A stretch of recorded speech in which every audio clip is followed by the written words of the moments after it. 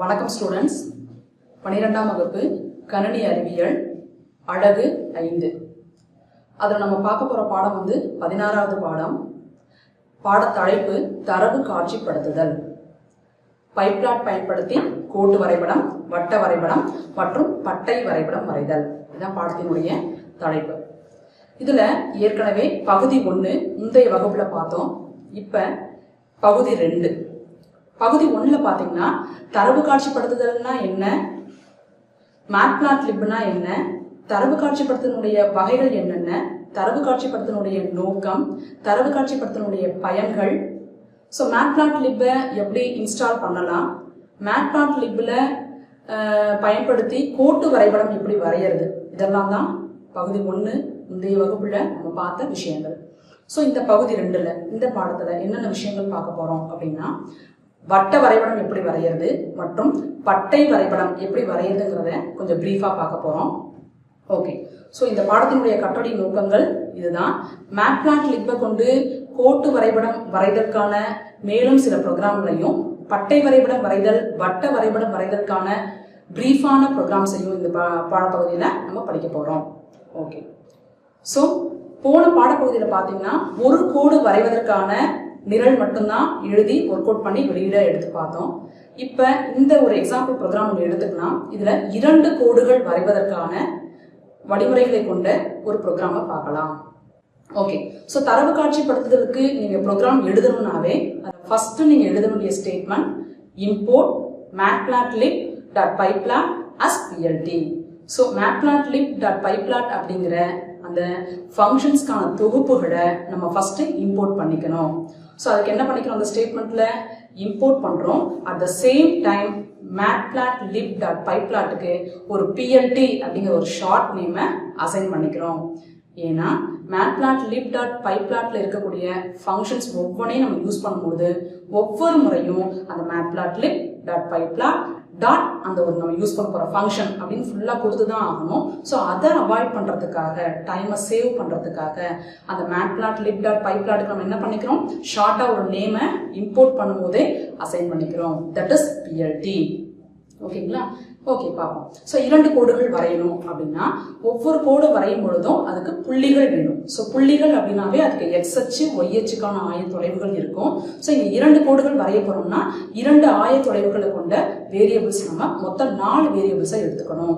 இந்த ப்ரோக்ராம்ல பார்த்தீங்கன்னா எக்ஸ்ன்னு ஒரு வேரியபிள் எடுத்திருக்காங்க, அது ஒரு லிஸ்ட் வேரியபிள். அதில் 3 மதிப்புகளை கொடுத்துருக்காங்க, 1 2 3ன்னு. ஒய்ன்னு ஒரு வேரியபிள் எடுத்திருக்காங்க, that's also a list variable. அதில் பார்த்தீங்கன்னா 5 7 4 வேல்யூஸ் எடுத்திருக்காங்க. இந்த எக்ஸ் வேரியபிளையும் ஒய் வேரியபிளையும் முதல் கோட்டுக்கான எக்ஸ் அச்சு ஒய் அச்சு ஆயத்தொலைவுகளாக இங்கே பயன்படுத்த போறாங்க. At the same time x2 y2 அப்படிங்கிற 2 வேரியபிள் இங்கே அசைன் பண்ணியிருக்காங்க. x2ஓட வேல்யூஸ் பார்த்தீங்கன்னா சேம் 1 2 3 தான் கொடுத்துருக்காங்க. y2ஓட வேல்யூஸ் என்ன கொடுத்துருக்காங்கன்னா 10 14 12, அதாவது 10 14 12 அப்படின்னு மதிப்புகள் கொடுத்துருக்காங்க. இந்த x2 y2 இந்த மதிப்புகளை பயன்படுத்தி 2வது கோடு வரைவதற்கான புள்ளிகள் எடுத்துக்கொள்ள போறோம் நம்ம. சரிங்களா? ஓகே, இப்போ 2 கோடுகள் வரைவதற்கான எக்ஸ் அச்சு ஒய் அச்சுக்கான ஆயத்தொலைவுகளை முதல் கோட்டுக்கு xyங்கிற வேரியபிள்லையும் 2வது கோட்டுக்கு x2 y2ங்கிற வேரியபிள்ஸ்லையும் வேல்யூஸை நம்ம இங்கே கொடுத்துட்டோம். இந்த புள்ளிகளை கொண்டு நம்ம வரைபடத்தை வரைகிறதுக்கு plt.plot of இதில் நம்ம ஆர்குமெண்ட்ஸ் கொடுக்கணும். என்ன ஆர்குமெண்ட் கொடுக்கணும்? பிளாட்டுங்கிறது வரைபடம் வரைவதற்கான ஒரு ஃபங்க்ஷன். நம்ம கொடுக்கக்கூடிய அளவுகள் என்னன்னு பார்த்தீங்கன்னா எந்த ஆயத்தொலைவுகள் அப்படிங்கிற வேல்யூஸை கொடுக்கணும் இல்லைங்களா? ஸோ ஃபர்ஸ்ட் லைன் வரைகிறதுக்கு variables X comma Y. So அது 2 அளவுருவையும் கொடுத்துட்டோம். மேற்கொண்டு இங்கே 2 கோடுகள் வரைகிறோம். அந்த 2 கோடுகளையும் நம்ம வேறுபடுத்தி பார்ப்பதற்காக அந்த கோடுகளுக்கு ஒரு தலைப்புகள் கொடுக்கணும். ஸோ அதுக்கான ஒரு அளவுரு என்னன்னு பார்த்தீங்கன்னா பிளாட் ஃபங்க்ஷனோட ஒரு அளவுரு லேபிள். ஸோ லேபிள்ங்கிற அளவுரு மூலமாக அந்த கோட்டுக்கு நம்ம ஒரு தலைப்பு கொடுக்கலாம். ஸோ இது சாம்பிள் ப்ரோக்ராம் அப்படிங்கிறதுனால இந்த ஃபர்ஸ்ட் லைனுக்கான தலைப்பு என்ன கொடுத்துருக்கோம்னா லைன் 1. அந்த ப்ரோக்ராம் அந்த வரியை பாருங்க. plt.plot of x, y, label is equal to அந்த தலைப்பை சிங்கிள் கொட்டேஷன் மார்க்கோ அல்லது டபுள் கொட்டேஷன் மார்க்கோ நீங்க கொடுக்கலாம், லைன் 1 அப்படிங்கறத கொடுத்திருக்காங்க. இது வித்தின் parenthesisக்குள்ள இருக்கணும். ஓகே, சோ இரண்டாவது கோடு வரையறதுக்கு அகைன் plot ஃபங்க்ஷன் நம்ம எடுத்துக்கணும். plt.plot plot of. அந்த ரெண்டாவது கோடு வரைவதற்கான வேரியபிள்ஸ் என்ன? அந்த அச்சு ஆய தொலைவுகளை கொண்டது x2 y2 அப்படிங்கிறது. ஸோ அந்த வேரியபிள்ஸை கொடுத்துருக்கோம். இதுக்கும் என்ன பண்றோம்? ஐடென்டிஃபை பண்றதுக்காக ஒரு தலைப்பு கொடுக்குறோம். அதுக்கான அளவுரு லேபிள் இஸ் ஈக்குவல் டு, இதுக்கான தலைப்பு லைன் 2 அப்படிங்கறத சிங்கிள் கொட்டேஷன் மார்க்ல கொடுங்க. இந்த அளவுகள் எல்லாமே வித்தின் பேராந்தசிஸ்குள்ள இருக்கணும். இப்ப ரெண்டு பிளாட் ஃபங்க்ஷன் இந்த ப்ரோக்ராம்ல யூஸ் பண்ணியிருக்கோம், இரண்டு கோடுகள் வரைவதற்காக. ஓகேங்களா? இப்ப கோடுகள் வரையப்பட்டிருக்கோம். ஓகே, சோ மேற்கொண்டு இன்னும் ரெண்டு ஃபங்க்ஷன்ஸ் பார்க்க போறோம். அது என்னன்னா எக்ஸ் லேபிள் ஒய் லேபிள் அப்படிங்கிற ரெண்டு ஃபங்க்ஷனை பத்தி இங்கே புதுசா தெரிஞ்சுக்க போறோம். plt.xlabel அப்படிங்கிற அந்த ஃபங்க்ஷன் எக்ஸ் அச்சுக்கு ஒரு தலைப்பை கொடுப்பதற்கு பயன்படுகிறது. plt.ylabel அப்படிங்கிற ஒரு ஃபங்க்ஷன் ஒய் அச்சுக்கான தலைப்பை கொடுப்பதற்கு பயன்படுகிறது. நம்ம ஒரு மீனிங்ஃபுல்லான ஒரு வரைபடத்தை நம்ம ஒரு குறிப்பிட்ட ஒரு விஷயத்துக்கு வரைய போறோம் அப்படின்னா அதுக்கு பொருத்தமான எக்ஸ் அச்சுக்கான தலைப்பையும் ஒய் அச்சுக்கான தலைப்பையும் நம்ம கொடுக்கலாம். பட் இது சாம்பிள் ப்ரோக்ராம்ங்கிறதுனால இந்த ஃபங்க்ஷன் பத்தி தெரிஞ்சுக்கணுங்கிறதுக்காக நம்ம ஒரு சாம்பிளா ஒரு தலைப்பு கொடுத்துருக்கோம். That is plt.xlabel of within பேராந்தசிஸ்குள்ள கொட்டேஷன் மார்க்ல எக்ஸ் ஆக்சிஸ் அப்படின்ட்டு. plt.ylabel அப்படிங்கிற ஃபங்க்ஷன்ல ஒய் ஆக்சிஸ்க்கான தலைப்பு சும்மா ஒய் ஆக்சிஸ் அப்படிங்கறத இந்த சிங்கிள் கொட்டேஷன் மார்க்ல கொடுத்துருக்கோம். இந்த ப்ரோக்ராம் பாருங்க நீங்க. நெக்ஸ்ட் ஒரு புதுசா ஒரு function that is title. plt.title அப்படிங்கிற ஃபங்க்ஷன் நம்ம வரைய போற இந்த வரைபடத்துக்கு பொதுவான ஒரு பெயரை கொடுப்பதற்கு பயன்படுகிறது. ஸோ எக்ஸ் லேபிள்ங்கிறது எக்ஸ் அச்சுக்கான பெயரை கொடுப்பதற்கு பயன்படுது, ஒய் லேபிள்ங்கிறது ஒய் அச்சுக்கான பெயரை கொடுப்பதற்கு பயன்படுகிறது. இப்ப டைட்டில்ங்கிறது மொத்தமா அந்த வரைபடத்துக்குன்னு ஒரு பெயரை கொடுப்பதற்காக பயன்படுகிறது.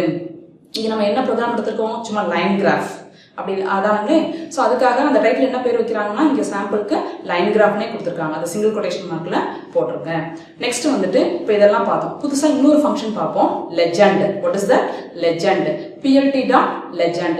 இந்த ஃபங்க்ஷன் என்ன பண்ணுன்னு கேட்டீங்கன்னா இப்ப வரைஞ்ச வரைபடத்துல ரெண்டு கோடுகள் இருக்கு, அதை பத்தின ஒரு டெஸ்கிரிப்ஷன். ஸோ ரெண்டு கோடுகளை டிஃபரன்ஷியேட் பண்றதுக்காக இரண்டு வகையான வண்ணங்களை அது பயன்படுத்தியிருக்கோம். முதல் கோடுக்கு ஒரு வண்ணத்தையும் இரண்டாவது கோடுக்கு ஒரு வண்ணத்தையும் பயன்படுத்தியிருக்கோம். நம்ம இன்னும் டிஃபரன்ஷியேட் பண்றதுக்காக ரெண்டு தலைப்புகள் வேற கொடுத்துருக்கோம், லைன் 1 லைன் 2. ஸோ அந்த விவரங்களை ஒரு தனி பாக்ஸ்ல காட்டக்கூடியதான் இந்த லெஜெண்ட்ங்கிற ஃபங்க்ஷன். ஸோ plt.legend நம்ம கொடுத்ததுனால ஸோ ரைட் டாப் கார்னர்ல ரைட் சைடு டாப் கார்னர்ல வரைபடத்துல ரைட் சைடு டாப் கார்னர்ல ஒரு சின்ன ரெக்டாங்குலர் பாக்ஸுக்குள்ள லைன் 1 அதுக்குன்னு என்ன கலர் ஸ்பெசிஃபிக்கா அசைன் பண்ணியிருக்கோம் அந்த வண்ணத்துல ஒரு சின்ன கோடும், லைன் 2 அந்த ரெண்டாவது கோட்டுக்கு என்ன வண்ணத்தை வந்து அதை அசைன் பண்ணியிருக்கோம் அந்த அதுக்கான ஒரு சின்ன கோட்டையும் கொண்ட விவரத்தை அது காட்டும். இது plt.legend.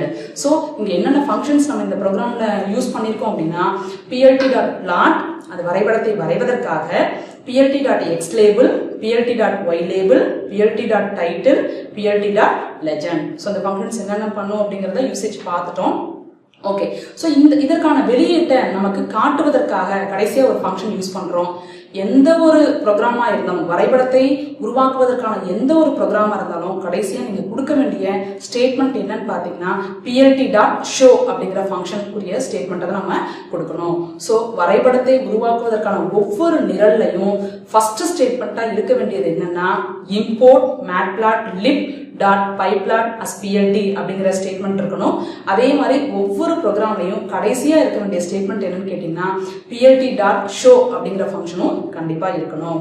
ஸோ ஃபர்ஸ்ட் ஃபங்க்ஷன் எதுக்காக நம்ம ஃபர்ஸ்ட் கூற்று எதுக்காக அப்படின்னா நம்ம சொன்ன இத்தனை ஃபங்க்ஷன்ஸையும் பயன்படுத்தணும்னா அந்த matplotlib.pyplot நம்ம இம்போர்ட் பண்ணிக்கிட்டா தான் பண்ண முடியும். அதுக்காக தான் அந்த ஃபர்ஸ்ட் கூற்று. கடைசி அந்த plt.showங்கிற ஃபங்க்ஷன் எதுக்காக யூஸ் பண்றோம்? நம்ம யூஸ் பண்ண அந்த குறிமுறையை பயன்படுத்தி அந்த வரைபடத்தை வெளியீடா நம்ம பார்க்கணும்னா plt.show அப்படிங்கிற ஃபங்க்ஷனை நம்ம யூஸ் பண்ணி தான் ஆகணும். ஸோ இந்த ப்ரோக்ராமுக்கான வெளியீட்டை பார்ப்போம்.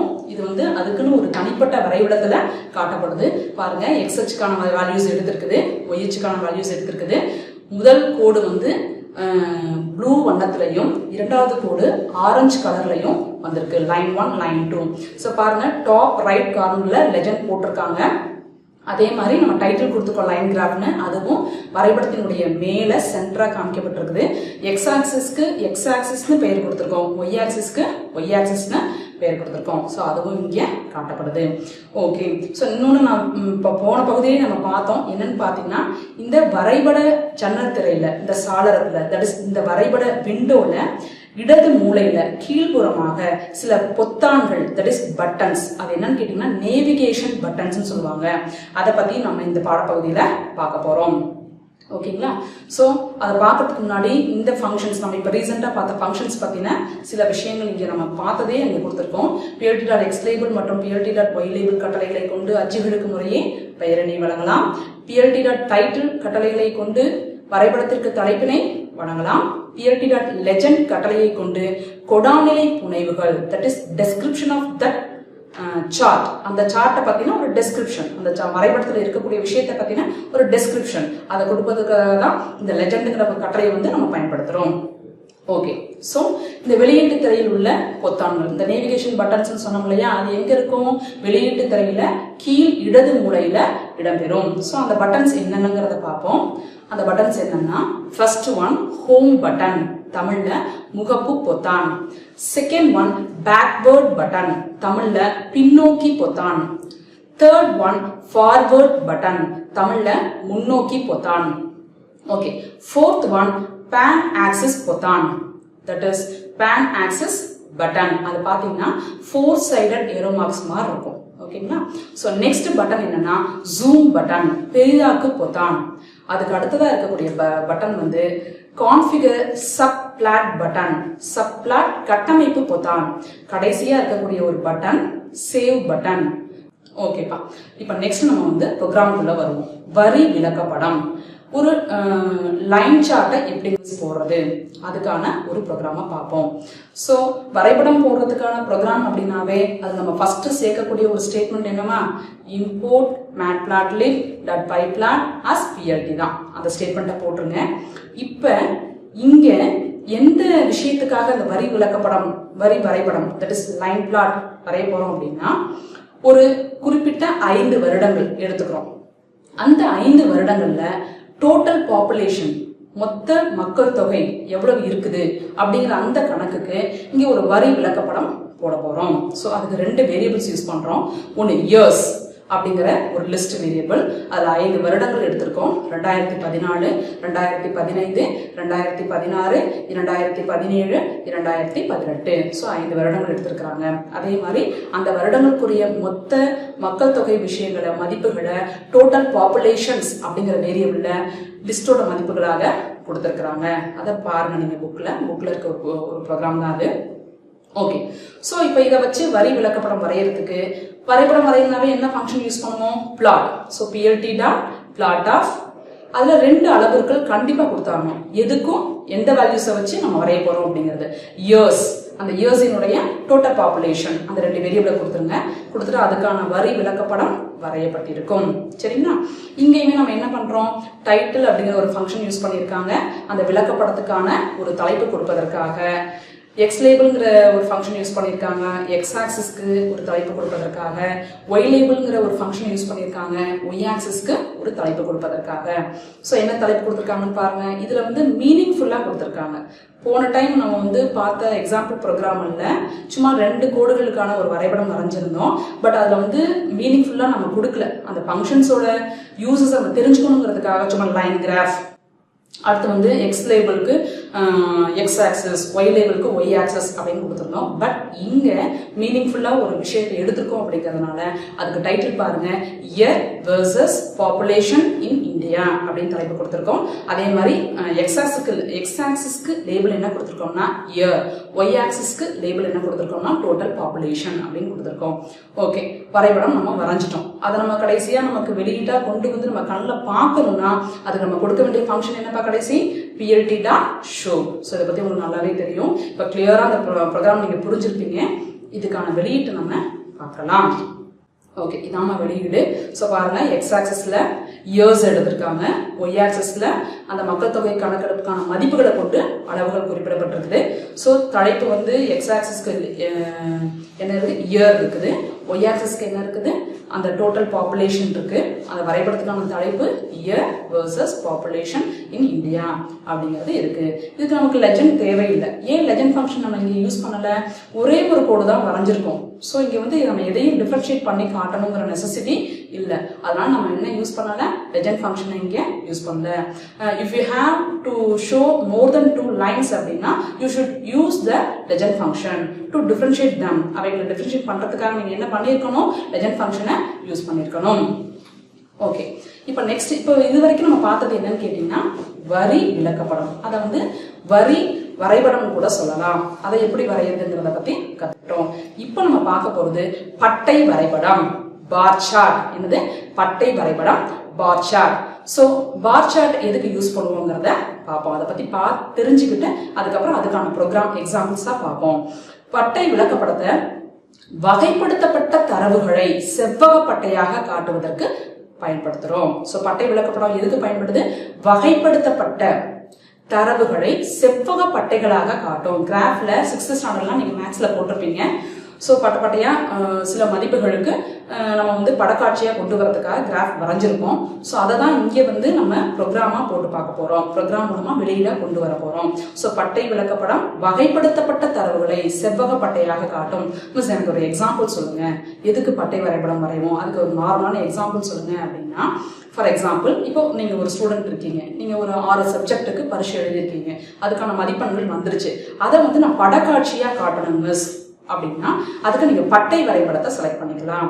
சோ ஒரு ஸ்டூடெண்டினுடைய 6 சப்ஜெக்ட் மதிப்பெண்களை ஒரு படக்காட்சியாக காட்டுவதற்கு பட்டை வரைபடம் மிகவும் உதவியாக இருக்கும். ஏன்னா தரவு காட்சிப்படுத்தனுடைய பயனே நம்ம சொல்லியிருக்கோம். அந்த பார்க்கும் போதே பயனர்களுக்கு எளிதாக புரிந்து கொள்ளக்கூடிய வகையில இருக்கும். சோ மேற்கொண்டு அதை கூர்ந்து ஆய்வு செய்வதற்கும் அதனுடைய உட்பொருளை வெளிக்கொணர்வதற்கும் தான் அந்த தரவு காட்சிப்படுத்துதல் வந்து பயன்படுது அப்படின்னு படிச்சிருக்கோம். அதான் அதனுடைய மெயின் யூசஸும் கூட. ஓகே, அதை வந்து எளிதாக புரிந்து கொண்டு அதை வந்து மேலும் பயன்படுத்தி கொள்வதுதான் மெயினான நோக்கமே. சரிங்களா? ஸோ இதை பார்ப்போம். பட்டை வரைபடத்துல இந்த பட்டைகள் வந்து காட்டக்கூடிய இந்த பட்டைகள் வந்து செங்குத்தாகவோ அல்லது கிடைமட்டமாகவோ கூட நம்ம மாற்றிக்கொள்ளலாம். பட் அதெல்லாம் உங்களுடைய இந்த 12ஆம் வகுப்பு பாடப்பகுதிக்கு அப்பாற்பட்டது. ஸோ ஜஸ்ட் தெரிஞ்சுக்கோங்க. பட் இதெல்லாம் ஃபியூச்சர்ல நீங்க ஹையர் கிளாஸஸ் போகும்போது படிப்பீங்க. ஓகேமா? ஸோ பட்டை விளக்கப்படம்னா என்னன்னு தெரிஞ்சுக்கிட்டோம். இதுல வந்து இதை எப்படி மிஸ் நம்ம உருவாக்குறது அப்படின்னா, மேட்லாட்லிப்ல பட்டை விளக்கப்படத்தை உருவாக்க பார் அப்படிங்கிற ஃபங்க்ஷன் பயன்படுகிறது. என்ன ஃபங்க்ஷன் யூஸ் பண்ண போறோம்? பார், BAR, பார் அப்படிங்கிற ஃபங்க்ஷனை யூஸ் பண்ண போறோம். இது வரைக்கும் பிளாட்ங்கிற ஃபங்க்ஷன் தான் வரி விளக்கப்படத்துக்கு நம்ம கோட்டு வரைபடத்துக்கு யூஸ் பண்ணிட்டு இருந்தோம். பட் இங்க வந்து பட்டை வரைபடத்துக்கு நம்ம யூஸ் பண்ண போற ஒரு ஃபங்க்ஷன் என்னன்னு கேட்டீங்கன்னா PLT.bar அப்படிங்கிற ஒரு செயற்குறை பயன்படுத்தி தான் பட்டை வரைபடத்தை நம்ம வரைய போறோம். ஸோ அதுக்கு ஒரு எக்ஸாம்பிள் ப்ரோக்ராம் பாருங்க. ஓகே, இங்க என்ன எடுத்துக்கோம்னா, ஒரு குறிப்பிட்ட மாணவனுடைய 6 சப்ஜெக்ட் 6 சப்ஜெக்டுக்கான மதிப்பெண்களுக்கு ஒரு பார் சார்ட்டை வரையறதுக்கு எடுத்துக்கிறாங்க. ஸோ பாருங்க, first statement is import matplotlib.pyplat as PLT. அந்த ஸ்டேட்மெண்ட் எல்லாத்துலையும் டிஃபால்ட்டாக நம்ம கொடுத்தே தான் ஆகணும். ஸோ அதுக்கப்புறம் இங்கே 2 வேரியபிள்ஸ் யூஸ் பண்ணியிருக்கோம். ஒன்று வந்து லேபிள்ஸ், இன்னொன்று வந்து யூசேஜ் அப்படின்னு பேர் வச்சிருக்கோம். ஸோ லேபிள்ஸில் பாருங்க, என்ன சப்ஜெக்டோ அதனுடைய தலைப்புகள் கொடுத்துருக்காங்க. வித்தின் டபுள் கொட்டேஷன் மார்க்ல தான் நம்ம கொடுக்கணும். அது ஒரு லிஸ்டா கொடுத்துருக்காங்க. ஸோ ஸ்கொயர் பிராக்கெட்ல டபுள் கொட்டேஷன் மார்க்ல Tamil, English, maths, physics, chemistry, CS அப்படின்னு 6 சப்ஜெக்டினுடைய தலைப்பு கொடுத்துருக்காங்க. அடுத்து யூசேஜ் அப்படிங்கிற ஒரு லிஸ்ட் வேரியபிள். அதில் பார்த்தீங்கன்னா அங்க கொடுக்கப்பட்ட தலைப்புகளுக்கான மதிப்பெண்களை அதுக்கு ஈக்குவல், அது கரெக்டான மதிப்பெண்களை அந்த வரிசையிலேயே கொடுத்துருக்காங்க. 79.8, 67.3, 77.8, 68.4, 70.2, 88.5 அப்படின்னு வேல்யூஸ் சும்மா சாம்பிளுக்கு எடுத்துருக்காங்க. ஓகேமா? ஸோ இது 2 விஷயங்கள் எடுத்துக்கிட்டோம். இதுக்கு வந்து நம்ம பார் சார்ட் வரைய போறோம். இதுக்கான நம்ம பயன்படுத்த போற ஃபங்க்ஷன் என்னப்பா? பார். ஏற்கனவே பார்த்தோம் இல்லையா? ஸோ PLT.bar ஆஃப் வித்தின் பேராந்தசிஸ்குள்ள 2 அளவுகள். ஒன்று என்னது? அதுக்கான எந்த தலைப்பு, என்ன மதிப்பு, அவ்வளவுதான். லேபிள்ஸ், இங்க கொடுத்துருக்க வேரியபிள் நேம் வந்து பாத்தீங்கன்னா லேபிள்ஸ், இன்னொன்று வந்து யூசேஜ். அதான் நம்ம கொடுக்கணும். இல்லை நீங்க இப்படிதான் பேர் கொடுக்கணும்னு அவசியம் இல்லை. X, Y கூட நீங்க கொடுத்துருக்கலாம். என்ன வேணா வேரியபிள் நேம் கொடுக்கலாம். பட் வேரியபிள் நேம் நம்ம கொடுக்கும் பொழுது இட் ஷுட் பி மீனிங்ஃபுல். அது வந்து கண்டிப்பா மீனிங்ஃபுல்லா இருக்கணும். என்ன மதிப்புகள் இருக்கோ அந்த மதிப்புகளுக்கு பொருத்தமான ஒரு வேரியபிள் நேமா தான் இருக்கணும். ஸோ இங்க வந்து லேபிள்ஸ், யூசேஜ் கொடுத்துருக்கோம். இதுக்கு பார் சார்ட் வரையப்பட்டிருக்கும். சரிங்களா? இங்கேயுமே ஒய் லேபிள் அப்படிங்கிற ஃபங்க்ஷன் யூஸ் பண்ணலாம். இங்க ரேஞ்சுன்னு கொடுத்துருக்காங்க. அடுத்து வந்து டைட்டில்ங்கிற ஃபங்க்ஷன் யூஸ் பண்ணி இது எதுக்கான வரைபடம்? மார்க்ஸை காட்டுவதற்கான ஒரு பார் சார்ட். அப்ப டைட்டில் என்ன கொடுத்துருக்காங்கன்னா மார்க்ஸ்ன்னு கொடுத்துருக்காங்க. என்னதான் நம்ம கொடுத்தாலும் அந்த வெளியீட்டை நீங்க பார்க்கணும் அப்படின்னாவே plt.show அப்படிங்கிற ஃபங்க்ஷனை கடைசியா கொடுத்து தான் ஆகணும். சரிங்களா? இந்த ப்ரோக்ராம் புரிஞ்சிருக்கும்னு நினைக்கிறேன். ஸோ இந்த ப்ரோக்ராமுக்கான வெளியீட்டை பார்க்கலாம். ஓகே, ஸோ அதை பார்க்கறதுக்கு முன்னாடி இந்த லேபிள்ஸ்ங்கிற வேரியபிள் எதுக்காகப்பா? பட்டையின் தலைப்பை குறிப்பிடுகிறது. நம்ம வரையப்புற ஒவ்வொரு பட்டைக்கும் தலைப்பு. இது தமிழ் மார்க்குக்கான பட்டை, இது இங்கிலீஷ் மார்க்குக்கான பட்டை, இது மேக்ஸ் மார்க்குக்கான பட்டை, இது கம்ப்யூட்டர் சயின்ஸ் மார்க்கான பட்டை அப்படின்னு ஒவ்வொரு பட்டையின் தலைப்பை குறிப்பிடுவதற்கு அந்த லேபிள்ஸ் பயன்படுது. அந்த யூசேஜ்ங்கிறது எதுக்குன்னு கேட்டீங்கன்னா அந்த பட்டையினுடைய பெயருக்கு மதிப்பை ஒதுக்குவதற்கு பயன்படுகிறது. ஓகேமா? ஸோ இப்போ அந்த வெளியீட்டை பாருங்க. அந்த வெளியீட்டுக்கான ஸ்பெஷலான அந்த ஜன்னல் திரையில, தட் இஸ் விண்டோல அந்த பார் சார்ட்டுக்கான வெளியீடு தெரியுது. அதில் பார்த்தீங்கன்னா எக்ஸ் ஆக்சிஸ்ல அந்த தலைப்புகள் Tamil, English, maths, physics, chemistry, சிஎஸ்னு தலைப்புகள் இருக்கு. ஒய் ஆக்சிஸ்ல அந்த மதிப்பெண்களுக்கு ஏற்ற மாதிரி மதிப்புகள் பிரிக்கப்பட்டிருக்கு. 20-20 பிரிச்சு அதுவாகவே போட்டிருக்குது. அங்க ரேஞ்சுன்னு நம்ம ஒய் லேபிள் கொடுத்துருந்தோம், அது பிரிண்ட் ஆயிருக்கு. மார்க்ஸ்னு டைட்டில் கொடுத்துருந்தோம், அதுவும் பிரிண்ட் ஆயிருக்கு. At the same time left கார்னர்ல, பாட்டம்ல லெஃப்ட் கார்னர்ல அந்த நேவிகேஷன் பட்டன்ஸும் இருக்கு. If you want to save this file, if you want to save this chart அப்படின்னா you can press save button. இப்போ நீங்க இதை சேவ் பண்ண விருப்பப்பட்டீங்கன்னா என்ன பட்டன் அழுத்திக்கலாம்? சேவ் பட்டன் அழுத்திக்கலாம். இதை ஜூம் பண்ணி பார்க்கணும்னா ஜூம் பட்டன் அழுத்திக்கலாம். இதுல நகர்த்தி பார்க்கணும்னா பேன் ஆக்சஸ் பட்டனை அழுத்திக்கலாம். திரும்ப ஒரிஜினல் பட்டன் தான், ஒரிஜினல் வரைபடம் நமக்கு பார்க்கப்படணும் வேணும் அப்படின்னா ஹோம் பட்டனை அழுத்திக்கலாம். இல்லை இந்த வரைபடத்துக்கும் இந்த விண்டோவுக்கும் இடைப்பட்ட இடைவெளியை நான் அட்ஜஸ்ட் பண்ணணும் அப்படின்னா அந்த கான்ஃபிகர் பட்டனை யூஸ் பண்ணிக்கலாம். ஓகேங்களா? நெக்ஸ்ட் நம்ம என்ன பார்க்க, இப்போ பட்டை வரைபடத்தை பத்தி நம்ம தெளிவாக தெரிஞ்சுக்கிட்டோம். நெக்ஸ்ட் நம்ம பார்க்க போறது என்னன்னு கேட்டீங்கன்னா ஹிஸ்டோகிராம். What is histogram? ஹிஸ்டோகிராம்னா என்ன? ஹிஸ்டோகிராமும் ஆல்மோஸ்ட் பார் சார்ட் தான். அதுவும் என்னதான்? பட்டை வரைபடம் தான். பட் ஹிஸ்டோகிராமுக்கும் பட்டை வரைபடத்துக்கும் நிறைய வேறுபாடுகள் இருக்கு. ஹிஸ்டோகிராம்னா என்ன? எண்வகை தரவுகளுக்கு இடையேயான அதிர்வெண்ணை பட்டை வடிவ வரைபடத்தில் காட்டும். அதிர்வெண்ணை இன்னும் கொஞ்சம் தெளிவா உங்களுக்கு புரியுற மாதிரி சொல்லணும்னா, எண்வகை தரவுகள், நியூமரிக்கல் டேட்டாஸ், அது வந்து எப்படி இருக்கும்னா கண்டினியூஸா இருக்கும். தொடர்ச்சியான நியூமரிக்கல் டேட்டாஸ்க்கு நம்ம ஒரு பார் சார்ட் வரையணும்னா that is called as histogram. அதுதான் ஹிஸ்டோகிராம். அப்ப பட்டை வரைபடம்னா என்ன?